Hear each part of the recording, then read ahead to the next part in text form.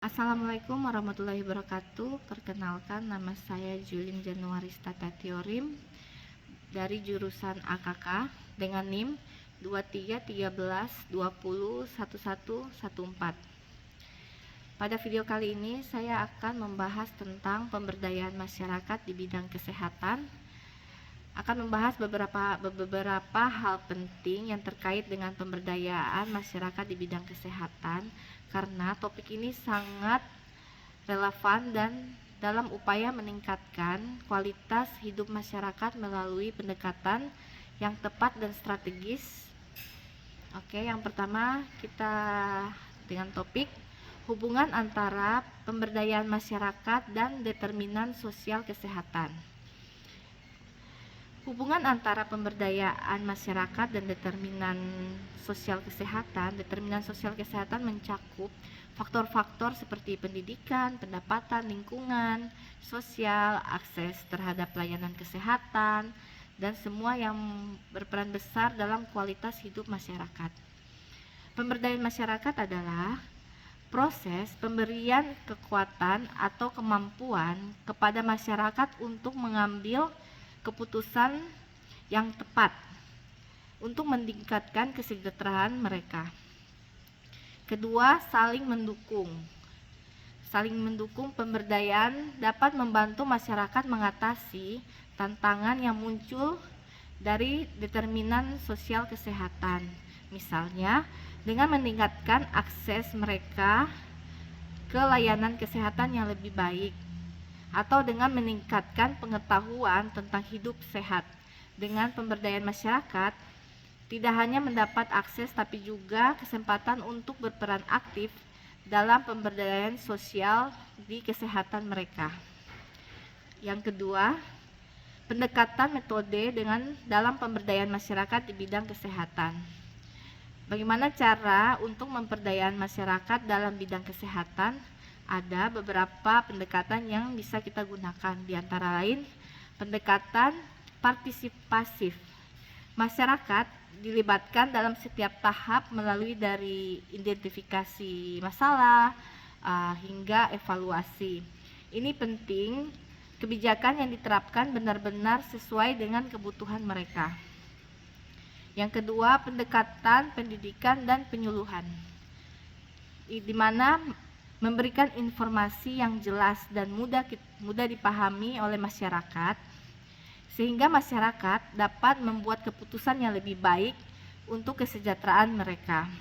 Yang ketiga, pendekatan pemberdayaan ekonomi, meningkatkan keterampilan ekonomi masyarakat agar mereka bisa mendukung kesehatan masyarakat, dapat membuat keputusan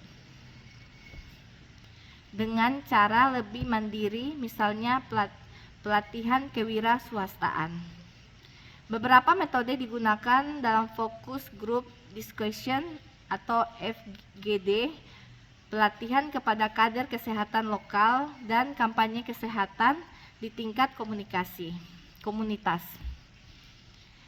Selanjutnya topik yang ketiga adalah pentingnya identifikasi dan analisis masalah kesehatan masyarakat.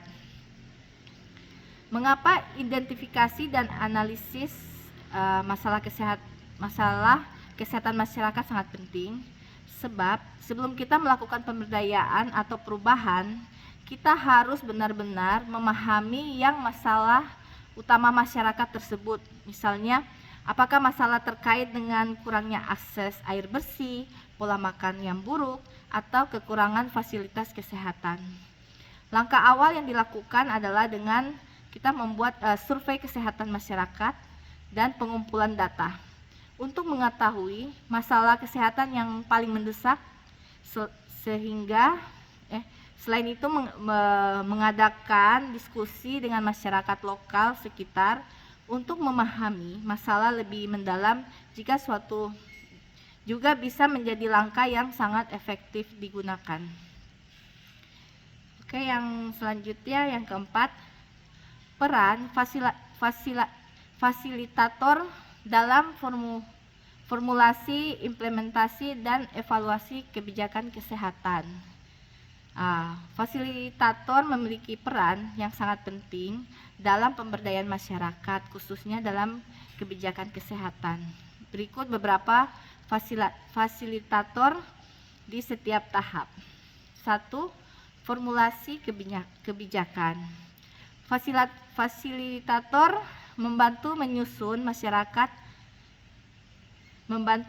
kebijakan kesehatan dengan memastikan bahwa suara masyarakat itu didengar. Fasilitator mengumpulkan masukan masyarakat untuk menyusun kebijakan yang lebih eksklusif dan relevan. Yang kedua, implementasi kebijakan. Setelah kebijakan disusun, fasilitator bekerja untuk memastikan bahwa kebijakan tersebut ditetapkan dengan efektif di lapangan. Misalnya dengan melatih tenaga kesehatan lokal melakukan sosialisasi kepada masyarakat. Yang ketiga, evaluasi kebijakan kesehatan. Di mana di tahap evaluasi, fasilitator memastikan bahwa kebijakan yang ditetapkan benar-benar memberikan dampak yang diharapkan. Contohnya, mereka bisa mengadakan survei pasca implementasi untuk menilai seberapa besar kebijakan itu berhasil. Yang kelima, langkah fasilitator untuk meningkatkan partisipasi masyarakat dalam menyusun kebijakan kesehatan itu. Oke, yang terakhir, dalam situasi di mana masyarakat kurang terlibat dalam penyusunan kebijakan kesehatan, apa yang bisa kita lakukan oleh fasilitator?